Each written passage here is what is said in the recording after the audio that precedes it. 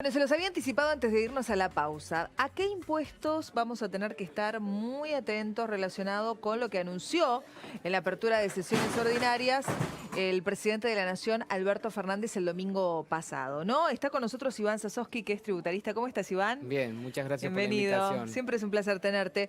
Bueno, habló Alberto Fernández de muchas cosas, pero por supuesto también hizo referencia al tema impositivo, ¿no? ¿Y Sí, cómo viene este a 2020? ¿Te ver, acordás que hace poquito viniste y nos decías, con el tema impositivo en Argentina estamos bastante mal? estamos bastante mal y Alberto Fernández en el discurso de apertura de las sesiones ordinarias dejó asentado algo que termina pasando, que es este incremento de nuevo de las retenciones a la soja, Sí. en un momento que realmente los productores se sienten incluso hasta de alguna forma defraudados, porque es el momento en el que arranca toda la cosecha gruesa, es el momento en el que mayor flujo de reservas ingresan al Banco Central y es el momento en el que se está incrementando un 10% las retenciones a la soja, que estaban en el 30% y ahora pasan al 33%.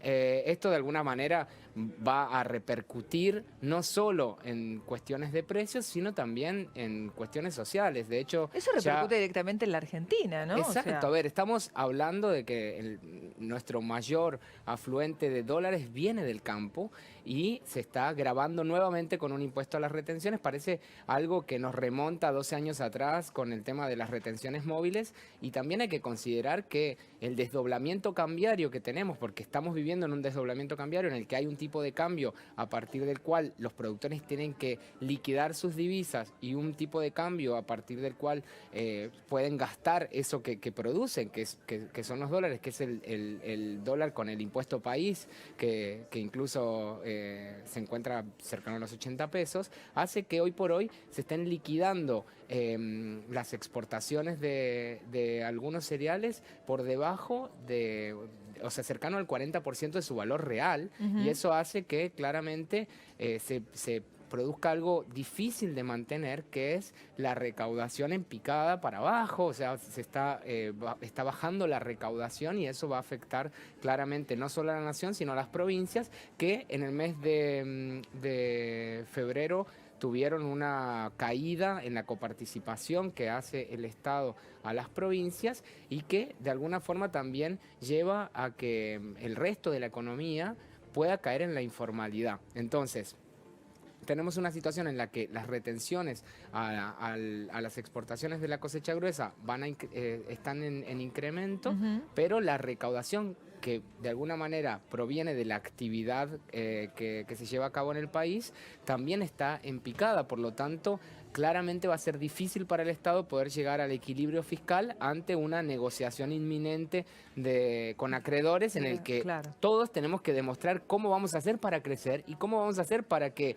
ya sea de aquí a cuando se pateen los vencimientos de la deuda, para poder pagar esa deuda, que va a ser de acá a 3 o 4 años, porque no hay un plan económico concreto más allá de esta suba de impuestos que en principio anticipó el gobierno para justamente una caída en la recaudación que lo estamos viendo y que parece ser mucho más profunda de lo que esperábamos. Ahora, Iván, más allá de lo que pasa con el sector agropecuario, ¿no? ¿A qué otros impuestos le tenemos que poner la lupa? A ver, el impuesto sobre los bienes personales que Sí. se incrementó a partir de la última ley de diciembre, en el que se incrementaron las alícuotas, se suspendió, digamos, el ajuste sobre los mínimos no imponibles y se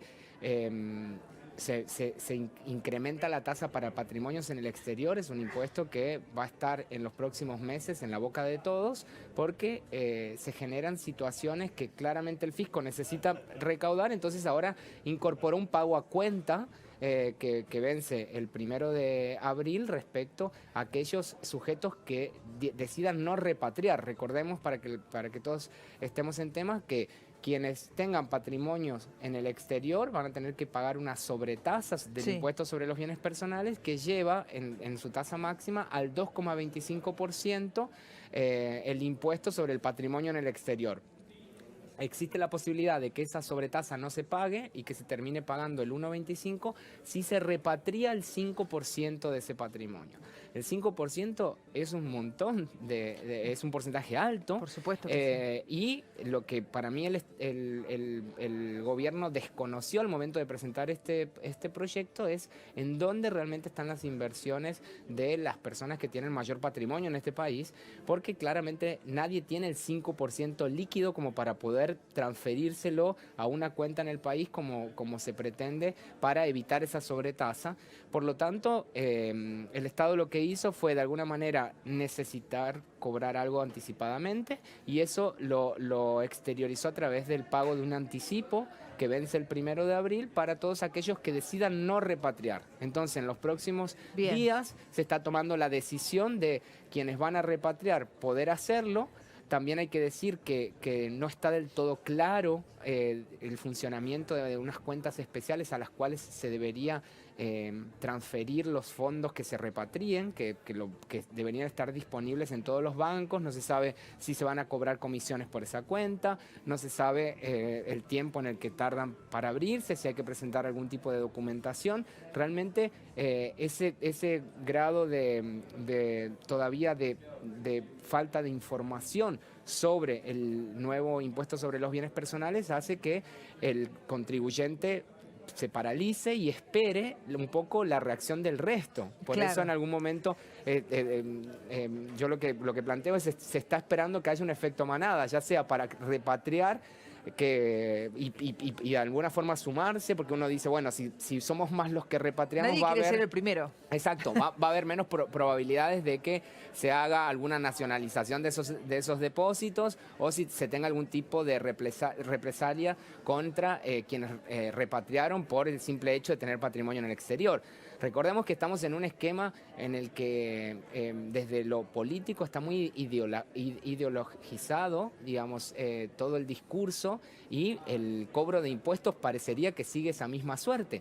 Entonces, los contribuyentes están esperando ese efecto manada para ver si son muchos o pocos los que van a repatriar, pero te tengo que ser sincero, realmente la mayoría de los contribuyentes no está optando por esta opción, más bien están analizando la probabilidad de poder plantear inconstitucionalidades respecto a esta sobretasa que se pretende cobrar y evitar el pago del impuesto por alguna vía litigiosa, pero no vía repatriación. Realmente no están dadas las condiciones, tampoco el contexto de todavía no tener un acuerdo cerrado ni con el Fondo Monetario Internacional ni con los acreedores. Te pone en modo pausa. Exacto, nada garantiza que exista un flujo de dólares que le permita al Estado no tener que recurrir a estas cuentas que en definitiva son intangibles hasta el 31 de diciembre de este año y luego recién a partir de ese momento quedan de libre disponibilidad para los contribuyentes. Gracias, Iván. Muchísimas gracias. Como siempre es un placer tenerte en Más Info.